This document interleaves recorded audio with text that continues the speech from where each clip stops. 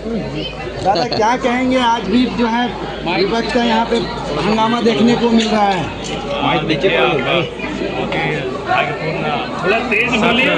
बड़ा ही दुर्भाग्यपूर्ण ये सत्र रहा।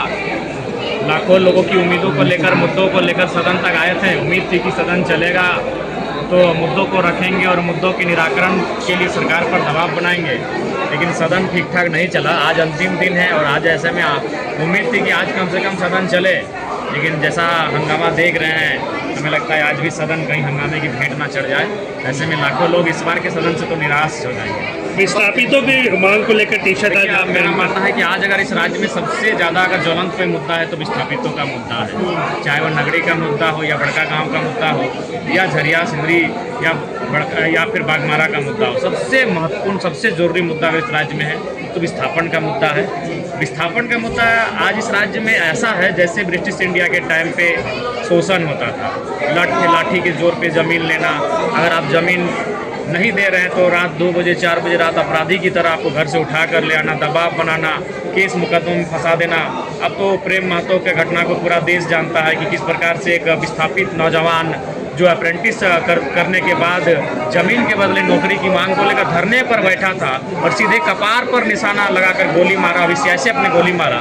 तो इससे बड़ा दुर्भाग्य और इस राज्य का क्या हो सकता है। इसीलिए मेरा मानना है सबसे ज्वलंत मुद्दा विस्थापितों का मुद्दा है, उसका निराकरण कम से कम करना चाहिए। और बिल्कुल केवल ये लोग विभागीय कार्रवाई का आश्वासन देते हैं लेकिन धरातल पर कुछ नहीं होता है। पिछले सत्र में ही माननीय मंत्री दीपक बिरवा जी ने कहा था 90 दिनों के अंदर विस्थापन आयोग का गठन कर लिया जाएगा और जो विस्थापित समस्याएं हैं उनका निराकरण किया जाएगा, लेकिन अभी तक आयोग का गठन नहीं हो पाया है। ये दुर्भाग्य और चिंता का विषय है।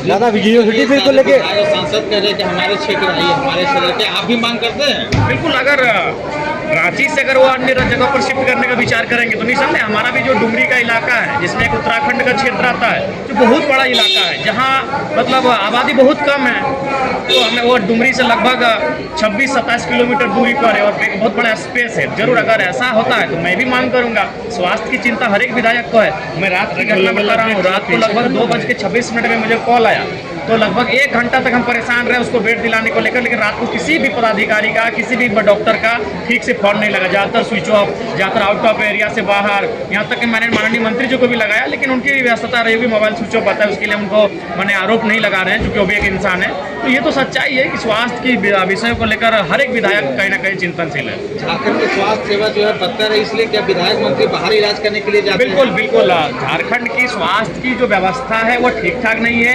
हमारे इंफ्रास्ट्रक्चर ठीक ठाक नहीं है, हमारे जो उपकरण होते हैं स्वास्थ्य संबंधित वो उपकरण ठीक ठाक नहीं है, जिस कारण अगर हमारे माननीयों को अगर जरा से छींक भी आती है, अगर खरोच फुंसी भी होता है तो दिल्ली, हैदराबाद, गुजरात चले जाते हैं इलाज के लिए। और आम व्यक्ति अगर वो मैंने बड़ा से बड़ा बीमारी का भी सामना करता है तो उसे रिम्स जैसे सरकारी अस्पताल में इलाज के लिए भर्ती होना पड़ता है, कभी कभी तो दम तोड़ देते हैं। ये भी सच्चाई है।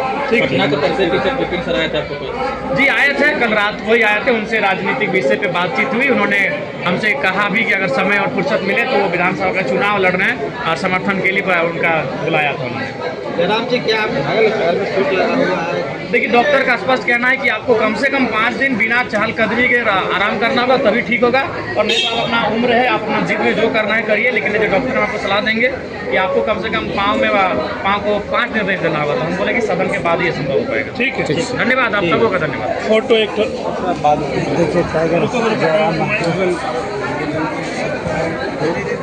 तो आप देख सकते हैं आज आखिरी दिन जो है अपने मुद्दों को लेकर जाएंगे और जयराम दा, कुछ दिन बाद बंगाल में चुनाव होना है क्या, और चुनाव लड़ेंगे? बंगाल के लिए हम लोगों ने भी एक टीम भेजा है जिसमें हमारे राजू कुमार महतो और निवेदिता महतो हैं और बहुत जल्द और भी साथियों को वहाँ हम लोग भेजेंगे। तो उसके बाद जो भी संदेश आएगा, जो भी आउटपुट निकल कर आएगा उसके अनुसार तदनुसार ही हम लोग वहाँ चुनाव से संबंधित विषयों पर चर्चा करेंगे।